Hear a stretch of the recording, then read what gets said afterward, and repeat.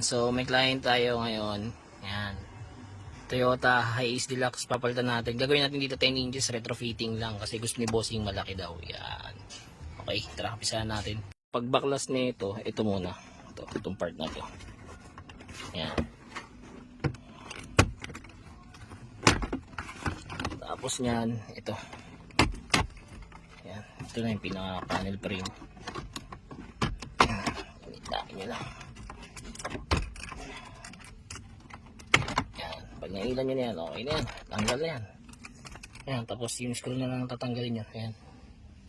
10mm yung nasa loob ng screw. Okay. Tapos pagkatapos nito, pwede na kayo mag-install. Yan. So, tapos na tayo mag-install ng ating Android head unit sa Commuter Deluxe Hiace. Ito. Yan. Kasama rin sa package natin yung reverse cam.